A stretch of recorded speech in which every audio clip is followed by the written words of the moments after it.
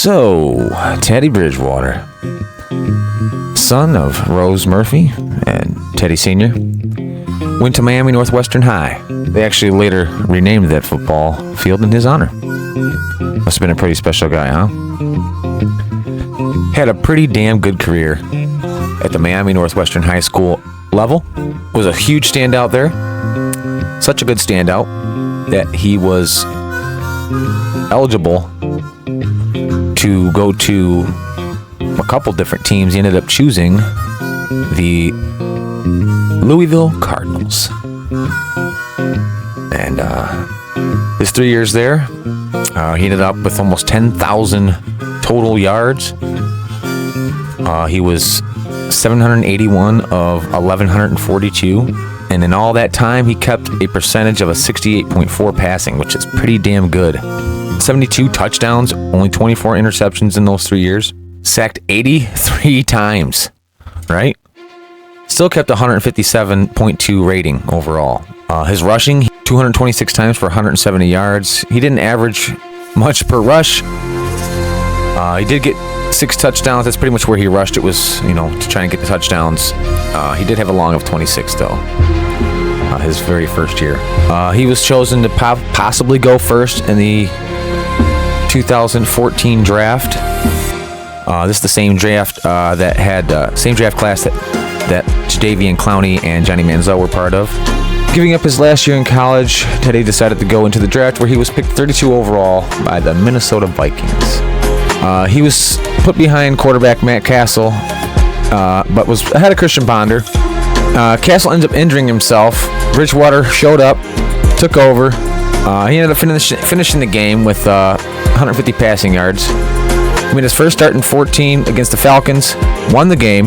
He ended up having 317 passing yards and a 13-yard rushing touchdown that game. He sprained his ankle, but he came back in the game against the Lions. But the Lions back then had a really good defense, and they ended up losing 17-3. He ended up finishing his rookie season pretty strong with over 2,900 yards passing, 14 touchdowns, 12 intros, an 85.2 passer rating. He also had 209 yards rushing and a touchdown. Playing in 13 games, starting in 12, he was selected NFL All-Rookie Team by the Pro Football Writers of America. Him and Tommy Kramer were the only Vikings to ever claim this award. He also won the 2014 Pepsi Rookie of the Year award, as voted by the fans. Teddy was a really, really good quarterback back in the day. Again, played a good season in 2015. They actually made it to the wild card round, and they fell short from a missed Blair Walsh field goal, which would have gave them the go-ahead victory. In spite of giving Seattle this gift, Teddy still made the Pro Bowl that year. But during a team practice, August 30th, beginning of the season, before the season even started, he had what the surgeon described as a horribly grotesque injury. It's almost like a war wound. Everything is blown, was the quote. So he missed that season. They ended up getting Sam the Bum Bradford in there. And then in 2017, he ended up playing in one game towards the end, got a standing ovation for coming back, traded to the Saints. Kind of had a lackluster career. I mean, once you blow your knee and you're out for a while and you don't get to play, the chance that, you got to get warmed up, dude. And he just never really had a chance to get warmed up on any of these teams. He played for some bum-ass teams, it looks like. But in 2021, on the Broncos, he actually beat Drew Lock out for the starting quarterback job. Won his first game against the Giants, 27-13. And then tragedy struck again.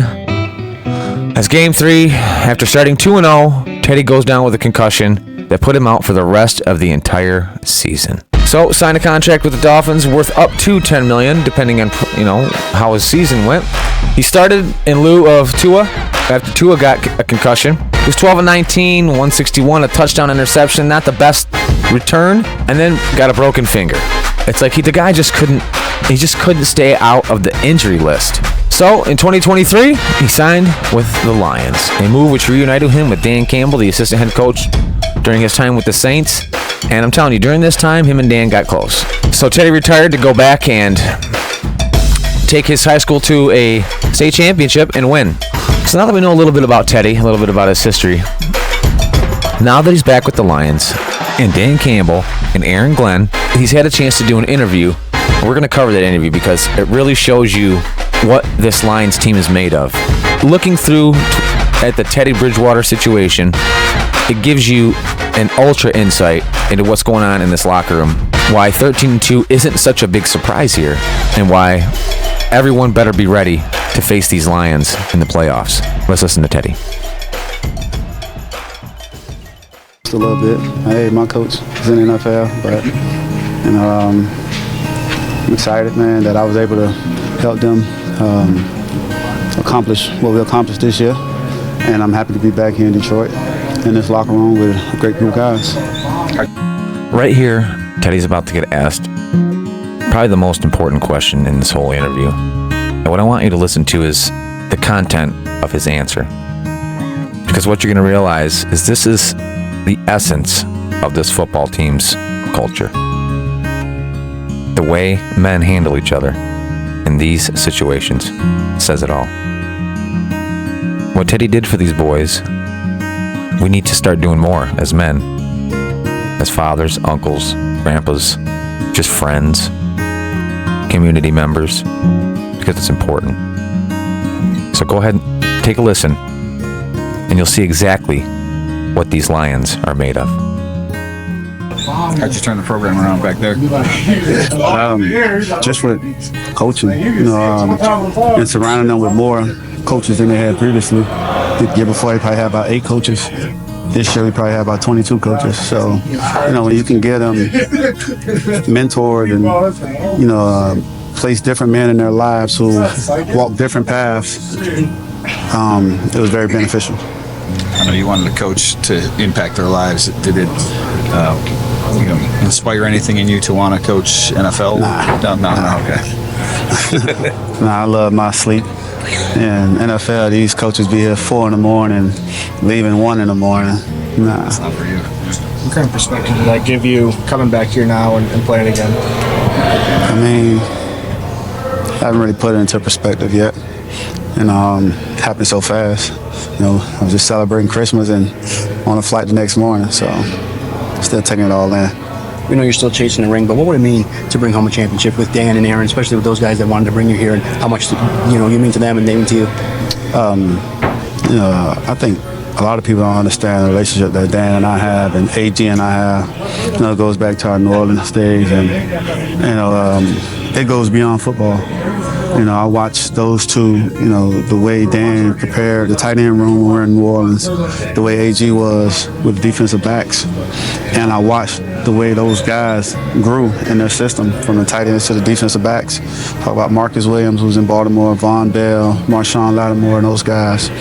And then just following those guys' journey and knowing the impact that AG and Dan had on those guys, it's like, man, these are two men who, I can look up to. I'm 32 years old. I'm not too old to look up to someone. And, what better two guys than to idolize? Was it always Lions or bust? Was there other teams that you considered at all? Or? Yeah, it was Lions or bust. I mean, it's always opportunities in the NFL, especially when you're a quarterback. But Dan and I, man, we kept in touch outside of football. Like I said, our relationship goes beyond the gridiron. He's a great man who, he checks on me, checks on my family, my well-being. So who wouldn't want to come back and work for a guy like that? Did you pick his brain at all for coaching advice? No, I didn't.